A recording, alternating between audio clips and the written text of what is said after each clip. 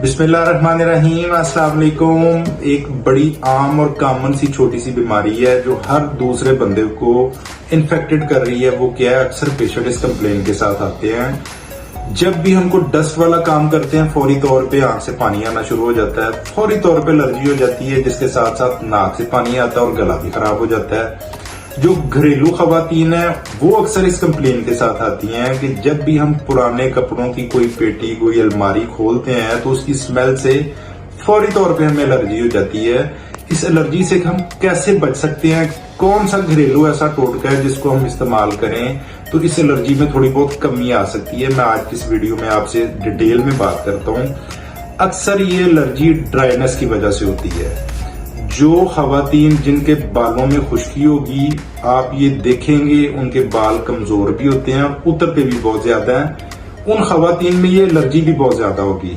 जब भी वही कोई अलमारी पुराने कपड़ों वाली खोलेगी फौरी तौर पे वो बीमार हो सकती हैं, एलर्जी हो सकती है, पानी निकल सकता है आंख से, लालगी आ सकती है, नाक से पानी शुरू हो सकता है, गला भी खराब हो सकता है, इवन कि इसके साथ साथ टेम्परेचर भी हो जाता है। हम किस तरह इस चीज से अपने आप को कम कर सकते हैं? एक छोटा सा घरेलू टोटका है। जैतून का तेल लें, ओरिजिनल जैतून का तेल लें, उसको किसी भी ड्रॉप के अंदर आप डाल लें। रात को सोने से पहले जब आप लेट जाते हैं, लेट के अपने नाक के दोनों सुराखों के अंदर एक एक ड्रॉप डाल लिया करें।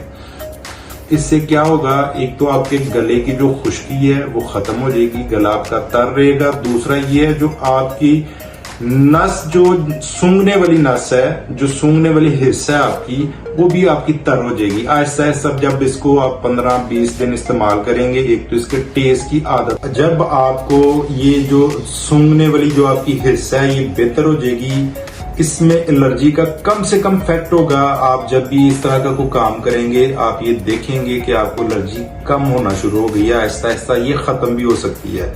इसको आपने अपनी आदत बना लेना है। अगर आपको कंटिन्यूसली एलर्जी है, आप परेशान हैं इस एलर्जी से, बहुत सारी दवाइयां ले चुके हैं, मुख्तलिफ डॉक्टरों से चेकअप करवा चुके हैं, तो ये देसी सा टोटका है। अगर आप इस पे फॉर एवर अमल करते रहें, एक तो आप देखेंगे कि आपके मिजाज में काफी तब्दीली आ जाती है। ये काम करने की वजह से आपके मिजाज में काफी तब्दीली आई है। दूसरा, आपकी जो एलर्जी बहुत पुरानी एलर्जी है चाहे नई एलर्जी है, इसमें काफी हद तक कमी आएगी। आपकी सूंघने की जो हिस्सा है वो बेहतर हो जाएगी, आपके सुनने की जो हिस्सा है वो भी बेहतर हो जाएगी। और इसके साथ साथ जो आपकी आंखों के आगे बाज़ औक़ात आप देखेंगे कि धब्बे से चलते हुए नजर आते हैं, कुछ सर्कल बना को ना आपकी आंखों के आगे आगे दौड़ता रहता है, बेसिकली ये ड्राइनेस होती है। जब ये जैतून के ऑयल वाला काम आप डेली की बुनियादों पे करेंगे तो ये आपकी जो बॉडी के अंदर ड्राइनेस है इसको बहुत ज्यादा कम कर देगा। इसके साथ साथ आप खवातीन को चाहिए कि कम से कम हफ्ते में एक दफा दही और सरसों का तेल मिक्स करके अपने सर पे लगाएं और उसके बाद सर पे 2 से 3 घंटे के लिए शापर को चढ़ा दिया करें ताकि पसीने की वजह से आपकी जड़ों तक वो ऑयल पहुंच सके।